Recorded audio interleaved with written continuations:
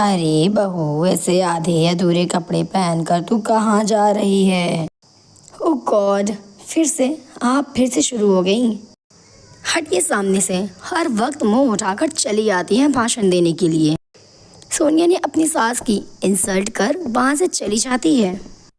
सोनिया की सास पुराने ख्यालों की थी, जिस कारण सोनिया और उसकी सास में बिल्कुल भी नहीं बनती थी। लेकिन राहुल अपनी पत्नी सोनिया से कई गुना ज़्यादा अपनी माँ को प्यार करता था, और यही वजह थी जो सोनिया ना चाहते हुए भी अपनी सास को अपने घर में रहने देती है। शाम को जब सोनिया घर वापस आती है, अरे बहू, तू इतनी देर रात घर आ रही है? अरे कहाँ थी इतनी देर से? चल, मैंने खाना बनाया है, खाना खा ले, फिर जाकर अपने कमरे में आराम कर लेना तू। सोनिया ने फिर से अपनी सास को चिल्लाया, लेकिन इस बार सोनिया की हरकतें राहुल ने देख ली। सोनिया, ये कौन सा तरीका है मेरी माँ से बात करने का? हाँ, मुझे भी कोई शौक नहीं है आपकी माँ से बात करने का। ये बात आपको मुझसे नहीं, आपको अपनी माँ से कहना चाहिए। क्यों? आखिर क्यों ये मेरे पीछे पड़ी रहती हैं? अरे इन्हें क्या तकलीफ है मुझसे? मैं कुछ भी पहनूं, मैं कभी भी आऊँ, कभी भी जाऊँ, ये होती कौन है मेरे मामले में बोलने वाली? वो मेरी माँ है, और माँ होने के नाते उनका फर्ज है वो तुम पे रोक टोक लगा सकती हैं। खैर, माँ की बात एक तरफ से सही भी है। जमाना खराब है, तुम आधे वक्त को आधे कपड़े पहनकर निकल जाती हो। कल को कुछ ऊंच नीच हो गया तो क्या होगा? अगर तुम्हें मेरी माँ का बोलना नहीं पसंद तो मैं अपनी माँ से कह देता हूँ, वो तुम्हें कभी कुछ भी नहीं कहेंगी। और इसी तरह से राहुल ने अपनी माँ को समझा दिया कि वो सोनिया के मामले में कुछ भी ना कहे। कुछ दिन बीतते हैं।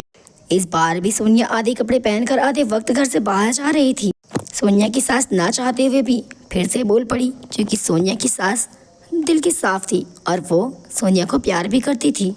बहू, इस वक्त इतने छोटे कपड़े पहनकर बाहर जाना ठीक नहीं है, ज़माना ख़राब है। और अगर तुझे जाना ही है तो तू राहुल के साथ बाहर चली जाना। तेरे बेटे के मना करने के बाद भी अपनी आदत से मजबूर ही है तू। खैर, मुझे कोई मतलब नहीं है तू क्या कह रही है क्या नहीं, मुझे कोई मतलब नहीं है, और ना मैं मतलब रखना चाहती हूँ। मुझे कब कहाँ जाना है ये मैं खुद डिसाइड करूँगी।